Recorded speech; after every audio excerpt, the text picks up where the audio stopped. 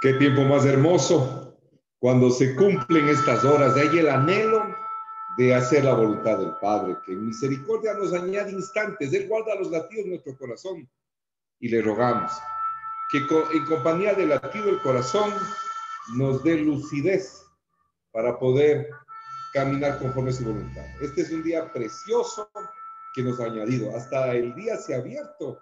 Hay un lindo sol aquí en la ciudad de Riobamba y hasta eso nos alegra. Mas si aún eso no existiera, con todo nos gozaremos en la presencia del Eterno. El sonido del shofar nos exhorta y nos debe tener atentos sobre toda condición. Cuando en nuestro caminar, por algunas circunstancias, haya una dificultad, ese sonido nos debe alertar para caminar con firmeza. Así que les animo a cada uno de ustedes que desde sus casas nos juntamos y en el regocijo de la paz perseveramos. Este es Shabbat, este es el día del Señor y fue establecido en los tiempos para que el pueblo se regocije, se junte y acercándose a la palabra, renovar el entendimiento, de lo cual recibimos exhortación de parte del apóstol. Que renovemos el entendimiento, que no nos dejemos llevar por este siglo. Y constantes, perseverantes en su palabra, encontrar el alivio anhelado de esa libertad que Él anunció y que en Él nos reconciliamos. Así que, siendo que los tiempos han concluido y estamos cerca, oremos y démosle gracias al Padre. Y el hermano que me acompañe con firmeza de su corazón, te invito a que me acompañe en la oración. Y para los que están ustedes desde sus casas, roguemos al Padre. En su inmensa misericordia, oh Rey nuestro, Señor nuestro, le reconocemos como único y verdadero, como absoluto, como creador de los cielos, la tierra y cuanto existe en el firmamento. Y en el propósito, los hombres. Y resguardados por su palabra, el propósito de la senda de justicia. Y a causa de desobediencia, el rescate a través de la vida del Hijo, desde el madero, desde la cruz, que derramó hasta la última gota de su sangre. Y esa sangre tiene poder y autoridad para redimirnos de toda maldad. Alabamos su nombre, Padre amado, y lo reconocemos como generoso y bondadoso. Y a través de su palabra, la instrucción, y esta instrucción resguarda y renueva. Le damos gracias, le pedimos que nos acompañe y guarde. En el nombre dado a los hombres, en el nombre de Jesucristo en las naciones, en el nombre de Yeshua nuestro Mesías, en medio del pueblo. Amén y amén. Hemos venido en esta preciosa narrativa, en la lectura del Evangelio, conocido como Evangelio de las Buenas Nuevas. Y cuán buenas nuevas que el Hijo habitó entre nosotros.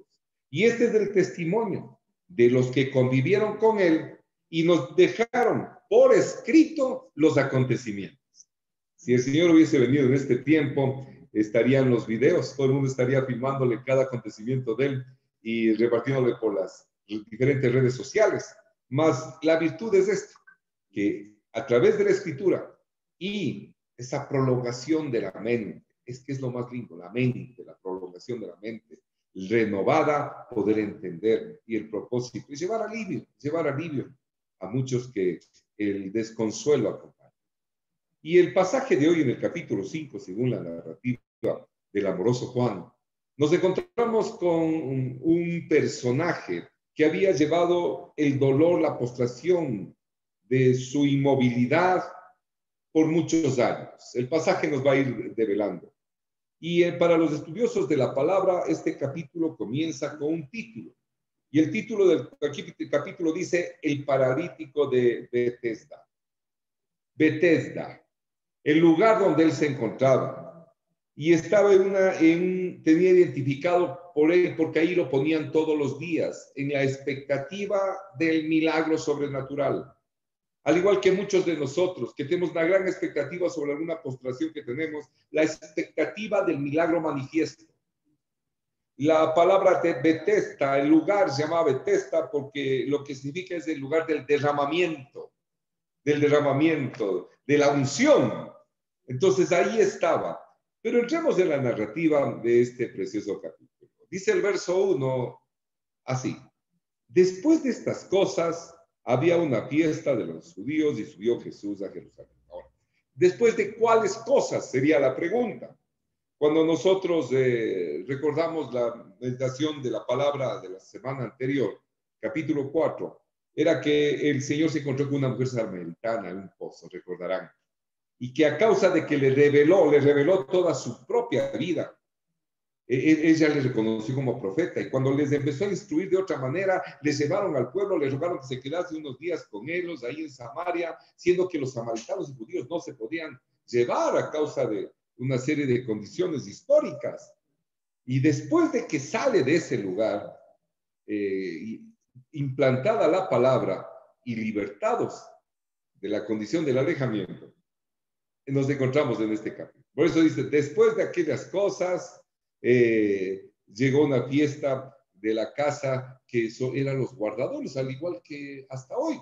Si en la casa de Judá no hubiese resguardado las fiestas como corresponden, nosotros no hubiésemos ni percibido, nos hubiésemos dejado llevar por el dogma de que eso es solo de ellos, siendo que cada una de las fiestas son para los redimidos. Es una fiesta a él, para los redimidos, para los hijos. Si nosotros somos adoptados en alguna casa y es la fiesta de cumpleaños del padre, nosotros ¿cómo nos presentamos? Como redimidos, como adoptados. Y no decimos, no, allá es problema de ninguna manera. Entonces, todas estas condiciones nos van a encasillar. Dice el versículo 2, y hay en Jerusalén, cerca de la puerta de las ovejas, un estanque llamado en hebreo Betesda, el cual tiene 5 pórticos. Y miren, solo visualicen. De hecho, la tecnología hoy día nos da que podríamos poner Betesda, ir ahí y veríamos una fuente y los 5 pórticos que se podían llegar a la fuente. Unas 5 puertas que usted podía llegar a la fuente de Betesda del derramamiento. Y estos 5 pórticos tienen un simbolismo. Y vamos a irlo desarrollando de a poquito. Tenemos una horita para poder meditar y prepararnos a recibir y a recibir unción, a recibir el derramamiento que el Señor anhela, que día a día, pero cuánto más ahora que es su día y que hacemos una pausa. Amén. Entonces dice, en esos hacía una multitud de enfermos, había una multitud de enfermos, ciegos, cojos y paralíticos, que esperaban el movimiento del agua, porque un ángel descendía de tiempo en tiempo al estanque y agitaba el agua, y el que primero descendía al estanque después del movimiento del agua, quedaba sano de cualquier enfermedad que tuviese. Y había allí un hombre que hacía 38 años que estaba enfermo. Hagamos una pausa y miremos todo este contexto maravilloso. 38 años. Estaba en el lugar donde tenía la posibilidad de sanidad, en el lugar del derramamiento. Y dice que un ángel bajaba de tanto y tanto, movía el agua, y el que primero que entraba de cualquier enfermedad se sanaba. ¿Cuántos hoy en día, desconociendo que la presencia del Hijo está manifiesta en todos lados y que es esta misma unción la que se mueve, no estaría expectantes por una enfermedad? Nuestro nivel de incredulidad es grande y a veces los propósitos, pecados ocultos y muchas circunstancias no nos permiten acercarnos a esta absoluta verdad. A esta absoluta verdad. Pero aquí hablamos que estaba en un lugar de Betesda que tenía 5 pórticos. Y cuando nosotros estamos en el lugar de la postración, que anhelamos unción, y con los 5 pórticos, esta palabra 5, cada uno de los pórticos tiene un simbolismo especial. Y este capítulo va a hablar de este simbolismo, va a ver cómo en la secuencia el Señor, como esta narrativa, vamos a terminar mencionando al autor de 5 libros, conocido como el Pentateuco, los 5 libros escritos por Moisés y la representación de la voluntad absoluta de Dios, que es la Torá. Esto, en este simbolismo que alienta a un postrado, Y dice que él estaba ahí por 38 años, algo impresionante. Dice la palabra, diría Carlitos, nos recordaba, que todos nosotros todavía no hemos padecido a causa del Evangelio hasta la sangre. Y es bueno recordar el pasaje, cuando nosotros nos desalentamos muy fácilmente. Y yo me hacía una pregunta, ¿qué tratamiento hemos nosotros resistido por 38 años? Yo podría decir de alguna manera por los años que tengo, pero la mayoría de los que nos acompañan ni siquiera llegan a esos años. Los que aquí, como mi hermano que me visita, el hermano Cristóbal, ya tenemos mucho más de eso. Hablar de 38 años de algo interesante, pero imagínense, 92 años. En el capítulo 12 de la Carta a los Hebreos, cuando hay una exhortación a que caminemos conforme a la Escritura, por muchas circunstancias, por el testimonio ante todo, por nuestras propias vidas, por nuestro entorno. Y en el capítulo 12 de la Carta a los Hebreos dice, considerad aquel, versículo 3, considerad aquel que sufrió tal contradicción de pecadores contra sí mismo para que vuestro ánimo no se canse hasta desmayar. O sea, en la condición que de nuestra de alguno que haya algún desvalío, alguna condición especial, que no se canse hasta desmayar. Dice, no, si hay alguna condición, no decaiga. Y aquí nos anima de esta manera. Versículo 4, porque aún no habéis resistido hasta la sangre combatiendo contra el pecado.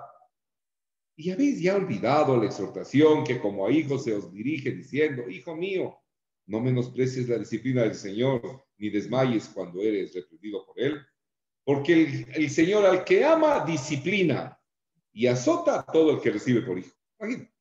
Entonces, en esta condición, los años, hay un propósito, todo tiene un mensaje. ¿Cuánto nosotros resistiríamos? Imagínense, tenemos una gran ventaja, que no sabemos del futuro. Porque el rato que supiéramos nuestro futuro, lo que sabemos del futuro de la humanidad, conocemos el plan de salvación, pero hasta cuándo estemos y cómo estemos, solo el Señor lo sabe. Lo único que confiamos es que somos sus hijos y somos resguardados por Él, siendo que Él ha sido bueno, generoso, misericordioso.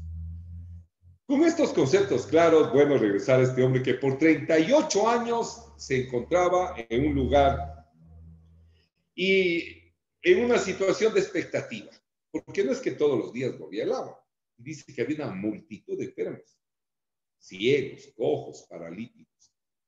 Uno de los mayores problemas que tiene el hombre no es la ceguera de la visualización que nos permite ver las maravillas de Dios y todos cuantos aspectos. La verdadera ceguera que atormenta al hombre es no reconocer al Dios vivo, al Dios de su salvación. Esa es la verdadera postración. Estamos enfermos, nuestro corazón está enfermo. Porque cuando vivimos alguna circunstancia, lo primero que nos aflora es el resentimiento. Cuando vivimos otro tipo de circunstancia, lo primero que está brincando es el yo no puedo, una parálisis, las limitaciones. Y estamos al lado de la fuente de Bethesda, de la unción. Y esta condición tiene que hacernos despertar. Y este llamamiento especial. Dice el versículo 6. Cuando Yeshua lo vio acostado y supo que llevaba ya mucho tiempo así, le dijo, y es una pregunta que él hace, constantemente él es Señor, nunca se va a imponer sobre nadie. Entonces, en esa pregunta que él hace, ¿qué le pregunta? Dice, ¿quieres ser sano? ¿Quieres ser sano? Porque hay condiciones propias, hay algunos que ya se acostumbraron en su postración, ya se acostumbraron a la postración. Los niveles culturales, en muchas ocasiones, ya solo permite que vivan eso, no más. Y ya han perdido toda esperanza. Siendo que mientras haya aliento y esperanza de redención absoluta en todos los campos, en todos los campos, el Señor nos puede estar resguardando para un acontecimiento especial. Él claramente para con los que amaba, en el caso del que hace la narrativa, Juan decía, y si yo quiero que Él quede hasta arriba, ¿qué? O sea, el Señor sabe y conoce los anhelos. Y este hombre estaba en una condición de un anhelo especial. Sanidad. Dice que estaba acostado. ¿Qué clase de parálisis tendría que ni siquiera lo tenían sentado, sino estaba acostado en una postración. Ahí conversaba con uno de los hermanos que tiene un familiar muy cercano, que está bastante malito de parte de su salud, no por el COVID, una enfermedad que venía cargando ya por un tiempo. Y dice que en pocos días de mantenerse acostado, su cuerpito se ha llenado de llagas, escorias, algo así se llama, esas llagas. Y yo pensaba este hombre en parálisis por 38 años. ¿Cómo estaría? ¿En qué condiciones? Y hoy en día hay muchas condiciones de limpieza y de asepsia, medicina. Este hombre seguramente ya tenía hecho callo después de 38 años de postración. Y el Señor le pregunta, ¿quieres ser sano? Para los que tenemos un cierto nivel de libertad y hemos salido de una enfermedad, la pregunta sería chocante. Estoy aquí porque quiero ser sanado, no me puedo mover, porque cuando se mueve el agua, me gana. Hay otros que no están tan enfermos, no están paralíticos como yo, y se acercan y ganan. Pero el Señor le vuelve a preguntar, ¿quieres ser sano? ¿O ya te acostumbraste a estar ahí? O como los que mendigan. ¿Realmente es por la necesidad del momento para salir de una circunstancia? ¿O ya se acostumbraron a solo recibir? Y nos olvidamos que el hombre en esencia está diseñado para trabajar. 6 días trabajarás, un día me guardarás. Estamos en el día de resguardo. Pero el hombre diseñado para trabajar. Es más, el apóstol exhorta y dice, el que no trabaja no come. Y las filosofías actuales de la equidad y un poco de tergiversaciones, mostrando con la dádiva a los hombres y quitándoles el privilegio del esfuerzo, el privilegio de sentir la satisfacción de recibir un salario por su trabajo y en la expectativa tan solo de la dádiva. Y el Señor dice, ¿quieres ser sano? O ya te acostumbraste a estar postrado ahí. ¿Te gusta el ambiente en medio de la multitud de los enfermos? Y es lo mismo que el Señor, allá en el libro de Apocalipsis, cuando da el mensaje a las iglesias, termina con un mensaje a una iglesia que se creía absoluta, que eran muy ricos en recursos y la intelectualidad, y el Señor les pone un alto y dice, es lo que son, ciegos, no se dan cuenta, creen que están vestidos con las mejores ropas y andan desnudos. El Señor exhortando, ahí en el capítulo 3, de Apocalipsis, el versículo 20, y les dice, he aquí estoy a la puerta y llamo. Si alguno oye mi voz y abre la puerta, entraré a él, cenaré con él y él conmigo. Pero es una proposición que él hace. Él constantemente me está preguntando, ¿qué quieres? Pues, ¿cuánto de las parálisis, cuántos de los ciegos, cuántos de los cojos, cuántos de los paralíticos realmente les gusta estar así? Despertemos. Entonces él responde. Regresemos a Juan 5, versículo 7, dice, Señor, le respondió el enfermo, no tengo quien me mete en el estanque cuando se agite el agua. Y entre tanto que voy yo, otro desciende antes que yo. Y entonces él está narrando la circunstancia. Anhelo sanidad, sino que la parálisis me da que seguramente se podía arrastrar. Cuando él veía que se movía el agua y él empezaba a arrastrarse, había otro postrado que no tenía ese nivel de postración y le ganaba. Y ya, el otro era sanado y él quedaba una vez más en la postración y la frustración. Seguramente que cada vez más él se acercaba más al estanque porque a la hora que se mueve el agua, imagínense en el amanecer, estar ahí o en la tarde, a cualquier hora se mueve el agua, estar con ese espectáculo. Y entonces el Señor, después que él escucha, tan solo le ve y le da una orden. Y le da una orden. Jesús le dijo, levántate, toma tu lecho y anda. Un paralítico de 38 años le da una orden.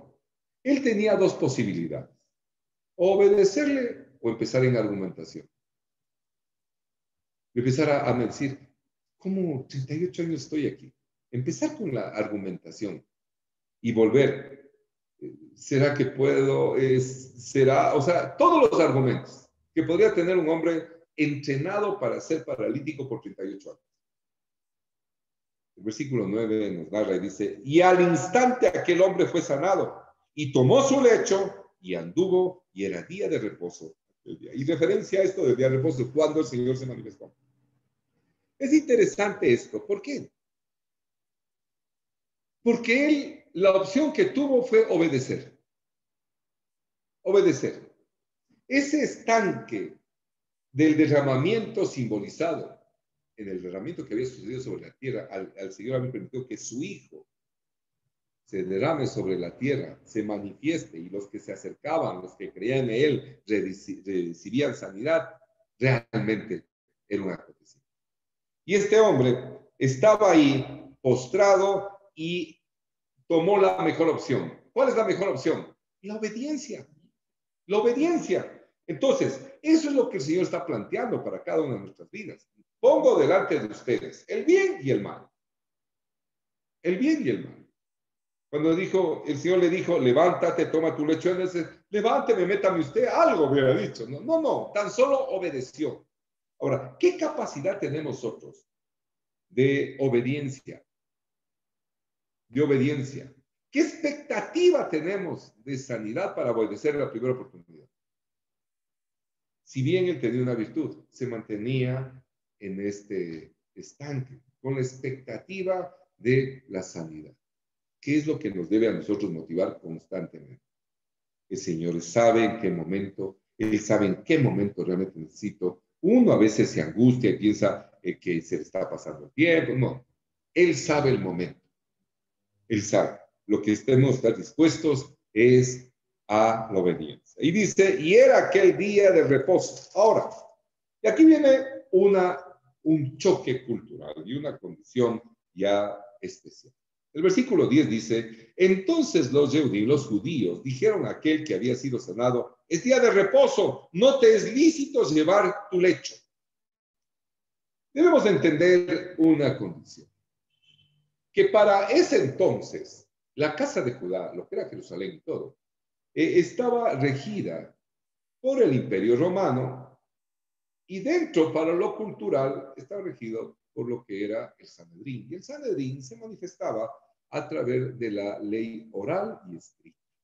Y algo que especificaba. Lo que uno podía hacer en el día de Shabbat era un articulado que se le conoce como la alajá. Y entonces esta alajá había sido construida, una serie de leyes, por la tradición y por las costumbres. Entonces, dentro de esta alajá, que está al alcance de los que deseen estudiarla, investigarla, no les aconsejo porque es profunda, pero está a la disposición, no les digo que no lo hagan, los que tengan disposición hagan. Menciona uno de los articulados que usted no podía cargar nada, no, porque era una condición de trabajo. Y en el Shabbat no se trabaja. Entonces, cualquier cosa que usted cargue, ya era. Entonces, si nos encontraran a nosotros con un morralito cargando nuestra Biblia, eso no puede ser, no puede cargar. Estoy leyendo mi Biblia. Entonces llegaba la tradición, esa mala interpretación, por eso el Señor, cuando vino es a exhortar ese tipo de comportamientos. No la ley de Moisés, la que había dado su padre a través de Moisés, no, era contra esta condición. Y parte de la alajá, si ustedes investigan un poquito más profundo, aún dice que en el día de reposo no era permitido hacer una sanidad absoluta. O sea, si una persona tenía un accidente, se tropezaba algo, lo único que podían hacer es estabilizarle, esperar que acabe el Shabbat y ahí sí operar una sanidad. Eso dice la alajá. Y entonces encuentran a uno que lo reconocían como paralítico porque el testimonio daba 38 años, a cualquiera le conoce ya uno después de 38 años, y dentro del ámbito de Jerusalén, porque ¿quién no iba a la fuente del derramamiento de Betesda? Y siempre estaba él, muchos ya habían levantado y sanado, pero él siempre estaba ahí por 38 años, era conocido. Y después le ven que va cargando ahí su camilla, su lecho, su estera en la que lo tenían. Le dijeron, aquí es día de reposo, no te es lícito llevar tu lecho, cargar tu lecho. Él le respondió, el que me sanó, él mismo me dijo, toma tu lecho y anda. Una sanidad rompe cualquier condición. Una sanidad rompe cualquier tradición. Aquí lo importante no es romper el mandamiento. Él sabía que era Shabbat. Y el Señor está operando sanidad. Dice el versículo 12. Entonces le preguntaron, ¿quién es el que te dijo, toma tu lecho y anda? Y el que había sido sanado no sabía quién fuese, porque Jesús se había apartado de la gente que estaba en aquel lugar.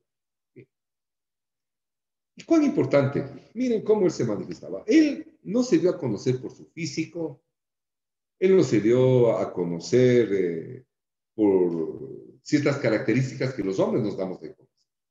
Ciertamente por la demanda que hace el Señor de presentarnos con decoro, presentarnos de una mejor manera delante de ustedes, que nos acompañan a medida del respeto y la representatividad.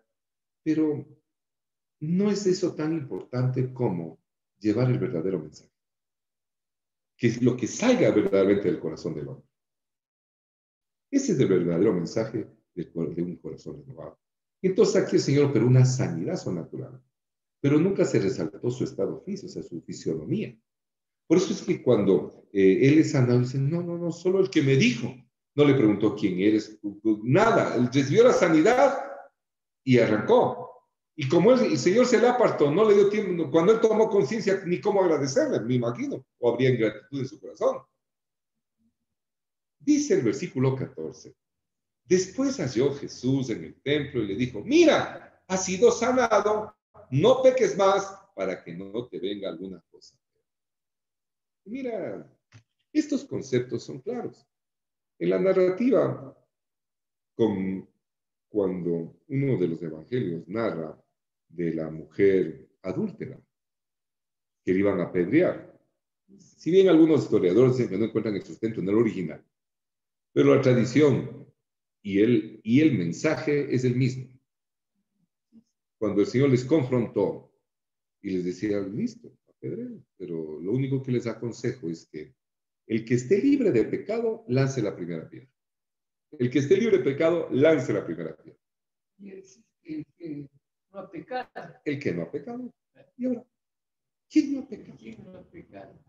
Y eso no nos da mucho orgullo que decir, pero el Señor aún nos sujetó, dice, a desobediencia para que reconozcamos en la misericordia la obediencia. Y en esta condición. Y el Señor le hace una exhortación una vez que le encuentran. Mira, has sido sanado, no peques más para que no te venga alguna cosa peor. Esto con eso puede tener algún tipo de explicaciones también. Eso quiere decir que estuvo 38 años en postración porque tuvo un pecado. O el Señor le está aconsejando conforme la palabra cuando Él anuncia y dice que no pequemos, porque la paga del pecado es muerte, es postración. Cuando vamos al libro de Génesis, encontramos que el Señor le dijo que no coma de un árbol, no reciba el consejo de ese árbol, y caminó conforme al consejo del árbol que estaba manifestado a través del consejo de la serpiente, del gran dragón, y terminó siendo destituido del jardín del Edén. Y la orden y la palabra decía que el día que coma ciertamente morirá. Entonces, pero de hecho no murió físicamente, pero murió de ese estado de estar en la presencia que es vida y fuente de vida. Entonces, todo esto debo yo entender. Cuando el Señor le aconseja, mira, ya has sido sanado, no peques más, no peques más. Guarda la palabra, dice, para que no te venga alguna cosa peor. Ciertamente, las consecuencias del pecado son grandes. Son grandes. Las equivocaciones cuando uno transgrede, cuando uno sabiendo hacer lo bueno no lo hace, son serias, son graves. Y debemos tener la lucidez. Por eso es la instrucción. Por eso meditamos. Por eso nos levantamos este día. Por eso es que lo resguardamos desde la tarde y noche de ayer, para presentarnos como conviene. En el celo de esto, el consejo del Padre, a través del Hijo, para que no te venga alguna cosa peor. Muchos dirán, Señor, Señor, en esto hicimos aquello y muchas cosas. La palabra es lúcida. Pero cuán importante es que nosotros, meditando, sepamos controlar nuestros pensamientos y nuestro camino. Dice el versículo 15. El hombre se fue y dio aviso a los judíos que Jesús era el que le había sanado. Yeshua HaMashiach, él ha sido. Ahora ya lo encontré. Él me sanó. Entonces no era una manera de denunciarlo, sino de alegría. Pero claro, los otros se sentían disminuidos porque ellos, en toda la majestuosidad de sus ministerios, no operaban ese tipo de sanidades. No operaban sanidades. Y entonces estaban juzgando. La pregunta es así: si yo encuentro una persona que está apostada y le han sanado, ¿cómo reacciona? ¿Con alegría o con envidia? Si una persona ha salido de una postración y le veo que está prosperando, ¡qué lindo! ¡Gloria a Dios! Sí. O digo, me voy amargado por ahí. Y entonces ellos tenían argumentos para no demostrarle la alegría. En vez de decirle, ¡qué lindo! ¡Gloria a Dios! El Señor te sanó. Ha utilizado a su hijo, no sé cuál sea el profeta, pero gloria a Dios, qué lindo que ya te puedas mover. Démosle gloria al Señor. ¿Qué hacen ellos? Dice el versículo 16, por esta causa los judíos perseguían a Jesús y procuraban matarle, porque hacía estas cosas en el día de reposo. Entonces, ¿cuál era el problema? Que ellos predicaban más la halajá, las tradiciones, la ley oral, la ley talmúdica, que lo que el Señor había mandado. Por eso es que el Señor anunciaba muchas veces que llevemos su yugo, que su carga es ligera. Las 10 máximas, los 10 principios establecidos como los 10 mandamientos, ¿en qué momento son gravosos? ¿En qué momento es gravoso que el Señor nos exhorta, que lo amemos y que no tengamos dioses ajenos delante de nosotros, que no nos hagamos de imagen ni de varón, ni de mujer, ni de nada, de animal, de nada, ni de peces? Ayer lo meditábamos al iniciar el Shabbat, ahí a la luz de Deuteronomio 4. Si Él nos dice no, no pues. Si Él nos ha puesto mandamientos para guardar este día como mandamiento, le obedecemos, vamos. ¿Cuál es el problema? Si Él ha puesto mandamientos de honrar a nuestros padres, ¿en qué momento es gravoso? Si solo de honra, sin independiente lo bondadosos hayan sido o no hayan sido, pero lo importante es el cumplimiento. ¿En qué es gravoso que le digan no mienta? No mienta. Hable solo la verdad, solo hablarse así, sí, no, eso le va a dar libertad. ¿En qué momento es gravoso cuando dice no maten? ¿Cuántos estuvieran caminando por las calles con sus familias si no hubiesen matado y están en cárcel? Si hubiesen recibido y aceptado la condición. Y así.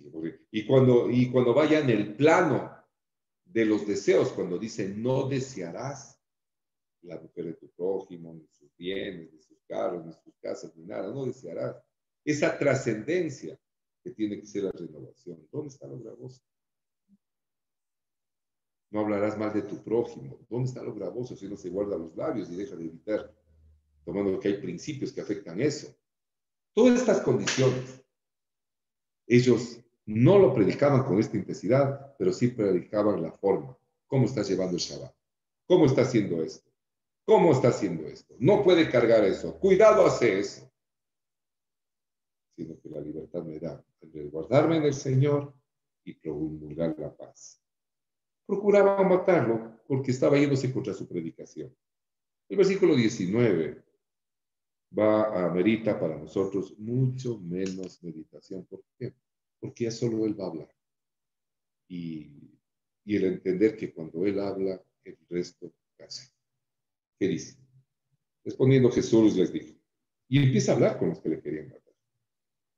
De cierto os digo, no puede el Hijo hacer nada por sí mismo, sino lo que ve hacer al Padre, porque todo lo que el Padre hace, también lo hace el Hijo igualmente. Y esto sí era como la gota que derramó el vaso. ¿Por qué? Porque Él estaba manifestando la identidad plena con el Padre. Y decía que Él hacía porque le había dicho o escuchado al Padre. Esto debemos entender en contexto. Decir que es uno hijo de Dios no era pecado. Hoy en día decir yo soy hijo de Dios Y todos manifestamos que somos hijos de Dios. Entonces eso no era el problema. El problema era tomarse el nombre. Y para ellos eso era tremendo. Rasgadura de vestiduras. Era como el duelo más profundo. Entonces, miren, en esta condición, la cosa como que se cambiaba. Y el Señor sigue hablando. Versículo 20 dice, porque el Padre ama al Hijo y le muestra todas las cosas que Él hace, y mayores obras que estas le mostrará, de modo que vosotros os maravilléis. Porque como el Padre levanta a los muertos y les da vida, así también el Hijo a los que quiere da vida. Y entonces es una condición muy especial, esta manifestación de los hijos. Porque como el Padre levanta a los muertos y les da vida, así también el Hijo a los que quiere da vida.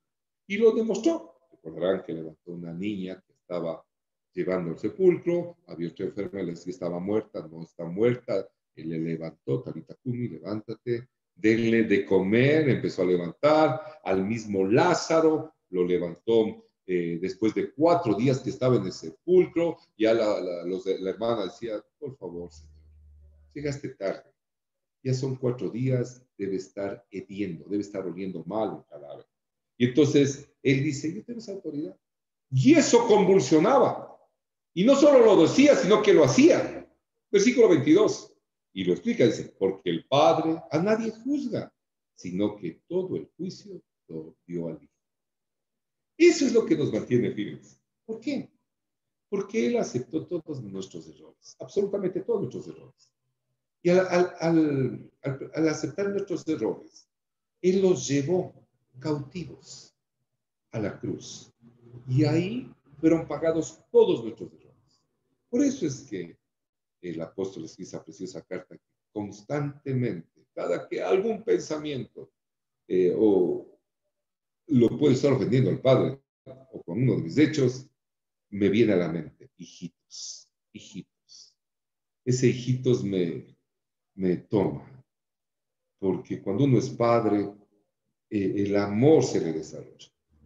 Y ese de hijitos. Si alguno hubiera pecado, abogado tenemos con el Padre a Yeshua HaMashiach, a Jesucristo el justo. Es lo que nos anima.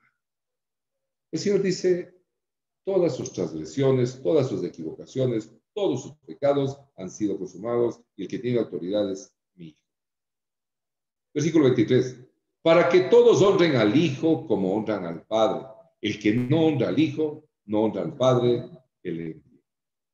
Y esto es una identidad. Uno cuando es padre, y algunos de los hijos se puede hasta equivocar,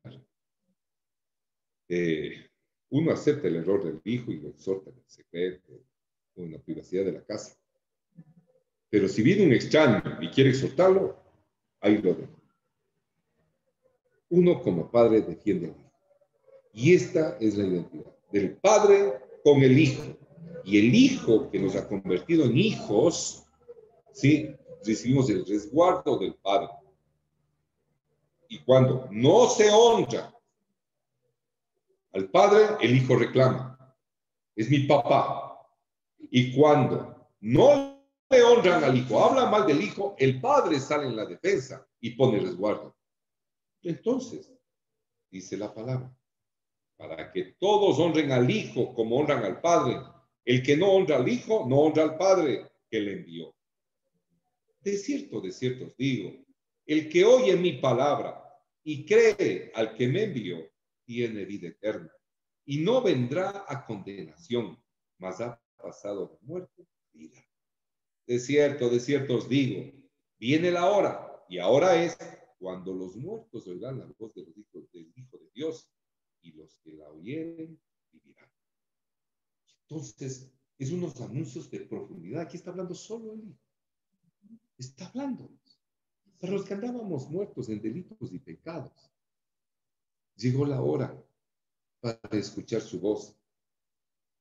Escuchar su voz. Quedábamos sin esperanza al cumplimiento de la profecía del Valle de los Huesos Secos, muertos, sin esperanza, secos. Él es esperanza. De cierto os digo, viene la hora y ahora es cuando los muertos vean la voz del Hijo de Dios y los que la oyeren vivirán. Recordarán esa profecía. Profetiza sobre los huesos secos. Y los huesos secos se empezaron a juntar, las articulaciones y fueron revestidos. Pero les faltaba el aliento, que es esta palabra. Porque como el Padre tiene vida en sí mismo, así también ha dado al Hijo el tener vida en sí mismo. Recordarán, ahí en el huerto del Edén, dice que el Señor tomó de la tierra, le formó al hombre y sopló aliento de vida, porque el Padre tiene este poder de la vida, ese mismo poder del aliento de vida sobre el primer hombre, representado en Adán, es el que el Hijo tiene para darnos de esta nueva condición de una vida nueva. Y también dice, le dio autoridad de hacer juicio, por cuanto es el Hijo del Hombre. No os maravilléis de esto, porque vendrá hora cuando todos los que están en los sepulcros oirán su voz. Y es el acontecimiento que cuando él fue crucificado, ¿sí? Y dijo, consumado es, por 3 días y 3 noches, juzgó a los que habían muerto sin esperanza. En la resurrección, esperanza para los muertos y para los que decimos estar vivos. No os maravilléis de esto, porque vendrá hora cuando todos los que están en los sepulcros oirán su voz. Y los que hicieron lo bueno saldrán a la resurrección de vida, mas los que hicieron lo malo a resurrección de condenación. ¿Qué es lo bueno? Obedecer al Padre. Ahí tienen a Moisés, los mandamientos. Esto es lo bueno. En el resguardo, nos equivocaremos. En el ejercicio, en la práctica de hacer lo bueno, terminaremos caminando bien, quitando de nosotros lo cojo, lo paralítico, lo ciego. Fuerza de ejercitar. Por eso en el concilio de que nos narra Hechos 15 dice, porque Moisés tiene que lo predique en cada sinagoga de Shabbat en Shabbat, en cada casa de reunión. Quien lo predique. Y ese es el celo de estar resguardados en este día y poder meditar de esta manera la palabra. El versículo 30 dice, no puedo yo hacer nada por mí mismo.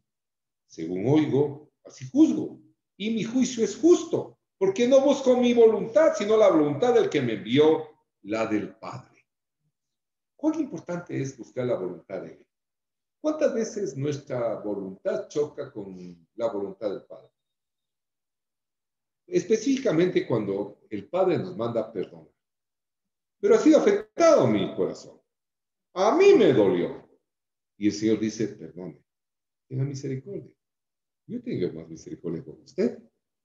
Y esa voz audible es lo que nos hace caminar y anhelar llevar mensaje.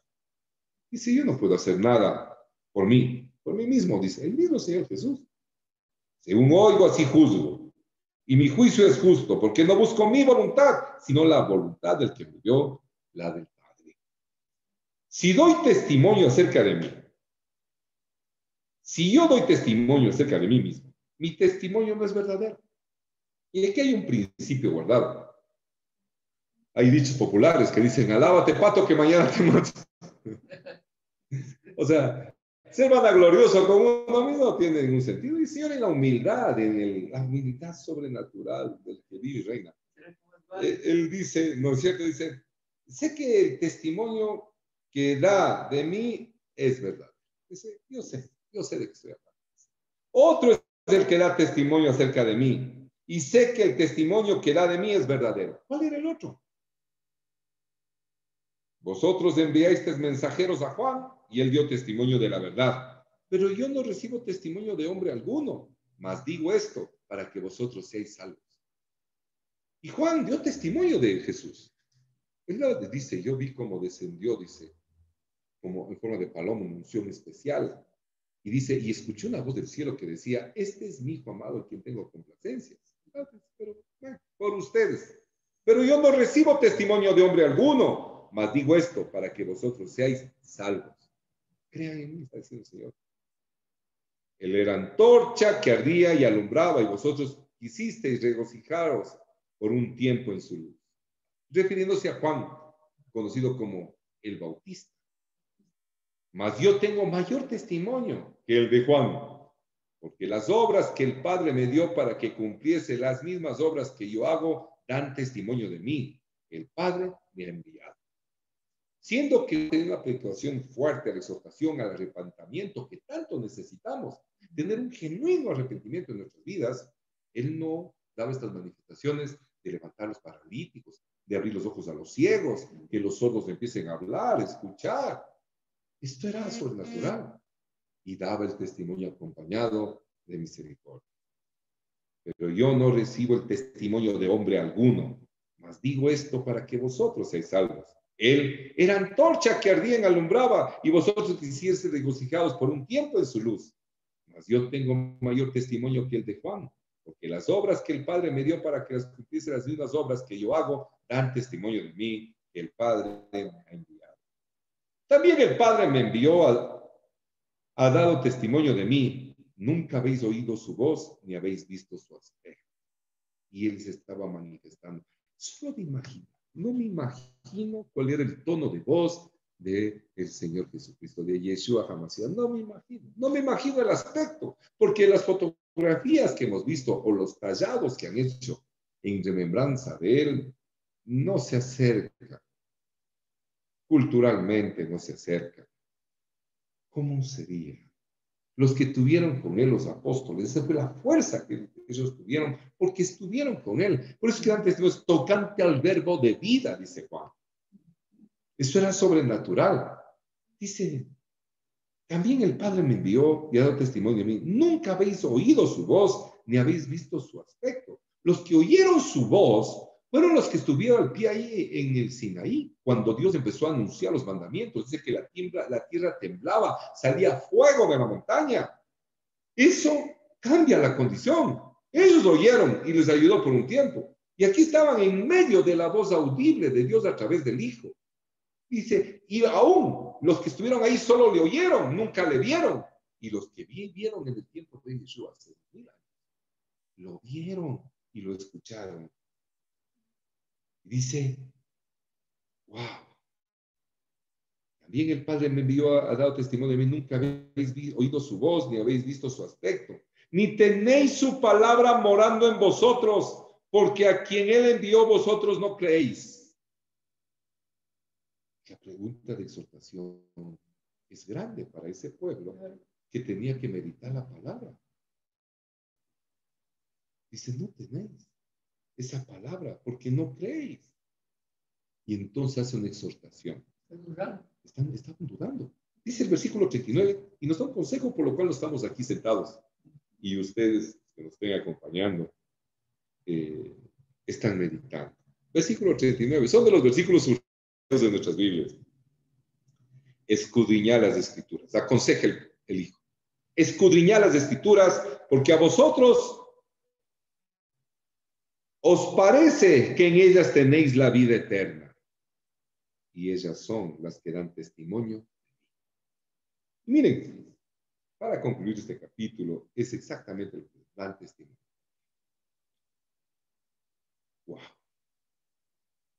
Y no queréis venir a mí para que tengáis vida. Dan testimonio de mí y ustedes no se quieren acercar. Está hablando a los que lo querían matar. Esta es una conversación directa con los que le querían matar. ¿Recuerdan lo que el versículo 18? Los que dice que porque él operó una sanidad en Shabbat, lo querían matar. Y toda esta conversación es con ellos. Y a causa de los testigos nos alcanza esta palabra a nosotros. Y nosotros al leerla y al pronunciarla, al meditarla, estamos en el lugar y está hablando a nuestro corazón. ¿Escudriñamos las Escrituras? ¿Realmente nos acercamos al Señor? Versículo 41. Gloria de los hombres no recibo. Mas yo os conozco que no tenéis amor de Dios en vosotros. Yo he venido en nombre de mi Padre y no me recibís. Si otro viniere en su propio nombre, a ese recibís.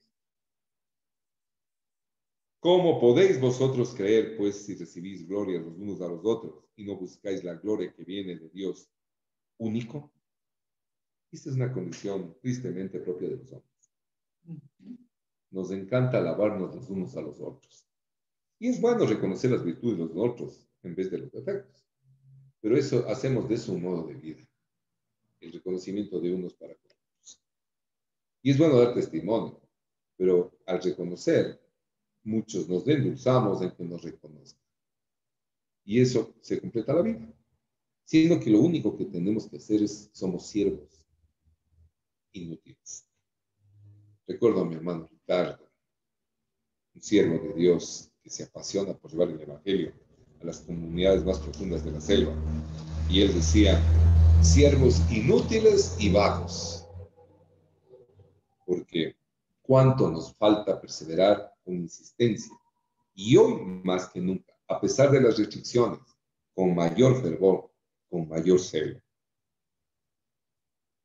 Dice este versículo 44, ¿cómo podéis vosotros creer, pues, y recibir gloria los unos a los otros, y no buscáis la gloria que viene de Dios único? Y a ellos le está exhortando, porque ellos dicen, yo le defiendo. ¿Qué estaban defendiendo? La tradición, la halajá. Entonces, él sí defiende, él sí guarda. No va la gloria de lo que se manifiesta.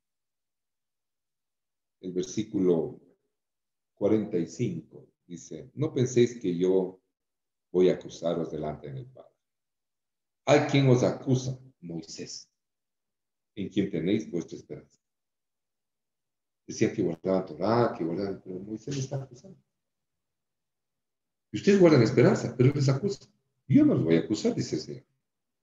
¿Cómo acusa a Moisés? Porque lo que él dejó escrito que se haga no se ha cumplido. Entonces, que no nos alcance también este mensaje a nuestro corazón. Que Moisés nos acuse. Y que la palabra de Jacobo, Santiago, en el capítulo 4, verso 17, que dice que para el que sabe hacer lo bueno y no lo hace, le es contado por pecado, se manifiesta en este tiempo. Que seamos encontrados como hijos de obediencia, de justicia. Que seamos encontrados como tales. Y en el resguardo de su amor y misericordia. No penséis que yo voy a acusaros delante del Padre. ¿A quién os acusa? Moisés, en quien tenéis vuestra esperanza. Porque si creyereis a Moisés, me creerías a mí, porque de mí escribió él. Pero si no creéis a sus escritos, ¿cómo creeréis a mis palabras? Y acaba la conversación. Ahora, nosotros ya le hemos reconocido a Jesús, a Yeshua, a través de la Escritura. De hecho, nosotros le creemos a él. Sí, pero ya le creemos a través de la Escritura. Ya le visualizamos a él a través del escrito de Moisés, a través del libro que él escribió, y donde empezamos este capítulo, en este Betesda, ¿sí? En esta casa del derramamiento, que tenía los 5 pórticos. Y este episodio, esta conversación, termina mencionando al autor de los 5 libros y la manifestación del Hijo, de la promesa, a través de los libros que uno tiene que escudriñar. ¿Cómo le identificamos a Yeshua? En el primer libro, en el primer pórtico de la esperanza. Una de las apariencias, siendo que desde el mismo capítulo 3, cuando en la representación del Cordero sacrificado para cubrir al hombre de pecado, porque el hombre después de haber pecado, desobedecido, experimentó desnudez y se cubrió con hojas y se escondió. Fue cuando el Señor dice que lo vistió de pieles y el simbolismo del derramamiento, la muerte de un justo, un animalito, porque en el tiempo del Edén no había muerte. El hombre era vegetariano. Pues, al morir y según derramamiento de sangre, unos animalitos justos que no tenían culpa para cubrir el simbolismo, la vestimenta del hombre, cubrir el pecado del hombre. Desde ahí estaba. Yeshua, desde la cruz murió por mí. Y en el derramamiento de su sangre, no de animalitos, de machos cabríos, de becerros, no, del Hijo de Dios, una sangre poderosa que nos limpia de pecado. Ahí, en el desarrollo, en la santidad de los que les buscan, que caminaron con Él, el mismo Enoch, que dice que caminó con Dios y que no se encontró tumba, caminó con Él. en el mensaje de los que anhelan hacer su voluntad con firmeza. En el mismo donde termina el libro de Génesis, José el soñador, que no se le atribuye pecado de hombre. Escrito, ¿no? Seguramente se equivocó, pero no está escrito ningún pecado de hombre, santidad. Y aún asumió hasta la cárcel en injusticia, por vituperio. Sus hermanos fueron vendidos y no guardó rencor, no guardó rencor para con los hermanos, sino en esperanza, que para algo me trajo acá el Señor. Y cuando estaba en el poder y vio la necesidad de sus hermanos, de su padre, de su familia, provisión. Ahí, en el gran éxodo, de la salir la apostación, con dones, maravillas, plagas para Egipto, nadie del pueblo de Dios fue afectado. Encontramos el simbolismo del que anuncia, de Moisés, del artífice, que sacó al pueblo de la esclavitud. Habló Moisés de Yeshua. En el libro del Levítico, la purificación, la santidad, que tanto necesitamos en todos los aspectos de nuestra vida. La forma de presentarnos. Ahí, ¿cómo se presentó él? Exactamente como ofrenda, en santidad, como puro, de lo mejor. En el libro de los Números, que fue uno de los libros que escribió Moisés, en donde lo que denota es la narrativa del pueblo libertado, del pueblo sustentado, del pueblo guardado en queja. Y cómo, a pesar de saber hacer lo bueno, caía, el Señor derramaba una vez más misericordia y los levantaba. Y muestra la gracia sobre la gracia. En el gran libro de Deuteronomio, la manifestación, la misericordia ampliada, el consejo, que la santidad sea manifiesta hasta el último instante de la vida, siendo con un libro escrito con anuncio de muerte sobre Moisés, y él nunca dejó la esperanza abierta, sino la esperanza cerrada para un pueblo en obediencia. De esta manera, y muchas más, Moisés habló del Salvador, del ungido para salvar. Y culminar este capítulo y la perseverancia de haber creído lo que Moisés escribió y la afirmación de que Yeshua es el Mesías y la esperanza tácita de este lado del mundo donde el Señor nos permite dar testimonio de él. Pero si no creéis a sus escritos, ¿cómo creéis a mis palabras? Lo importante de meditar su palabra es escudriñar. La horita ha terminado. Nos acercamos. Hemos acabado este capítulo 5, según esta narrativa de Juan, y le damos gracias al Padre en este su día.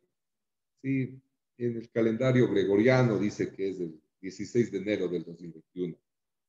En el calendario de la ortodoxa judía dice que es el día 3 del mes de Shevat, del florecimiento, del 5781.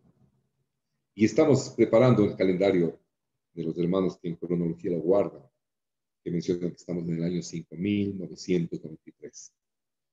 Es bueno meditar sobre esto, porque los tiempos se han acortado y damos testimonio. Lo que estamos viendo en el mundo da testimonio del cumplimiento profético, de lo anunciado por el Padre a través de sus profetas y el resguardo de su misericordia.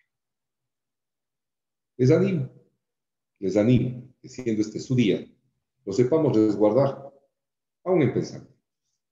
Y rogarle al Padre que nos enseñe a vivir como Él desea, no como nosotros, ni como la halajá, ni la costumbre, sino como Él desea que resguardemos este día en misericordia. Así que, en compañía de mi hermano Cristóbal, que me acompañó en este día precioso, meditando en la palabra, y en todos ustedes que a través de este medio nos han acompañado, agradeciendo a estos preciosos jóvenes que dominan la tecnología y que a través de la página de Facebook y nuestro canal de YouTube queremos llegar a los hermanos de la congregación. Nuestro afán no es promocionarnos absolutamente. Queremos dejar unas opciones para que los hermanos puedan estar juntos y se cumpla la máxima de que no dejar de congregarnos, como muchos tienen ya por costumbre. Así que, con los anuncios, en breve, Cris a través de la plataforma correspondiente, estamos emigrando de WhatsApp a Telegram, así que les ruego. Yo Sí. ya tengo visto a mi papá. Yo Entonces, en eso estará un enlace para poder hacer el estudio correspondiente con Cris a partir de las 11:10, 11:15 seguramente. Y nosotros, a partir de las 3 de la tarde, ya está el equipo de los jóvenes y con los niños que promulgan la palabra a través de las otras plataformas paralelas. Conmigo, si el Eterno me añade instantes y minutos y tal vez horas, lo que Él sea, estamos agradecidos. A las 5 de la tarde tenemos un tiempo de levantar una tarde de oración y que el Señor nos regale una porción de su palabra para perseverancia juntos contra su nombre. Esto es Shabbat y el Shalom reina. Oremos, hermanos.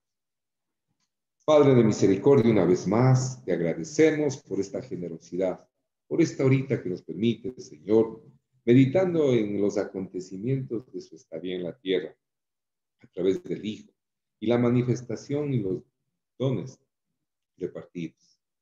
A esta hora rogarte, Padre, por todos los que cerca de esta fuente de derramamiento, Señor, que sea usted derramando, Padre, sobre nuestras vidas, y alentando a nuestros oídos, siendo que queremos sanidad, que anhelamos la renovación de nuestra mente y que usted reine ampliamente en nuestro corazón y su generosidad se manifiesta a través de nuestros actos de misericordia, el perdón, la reconciliación.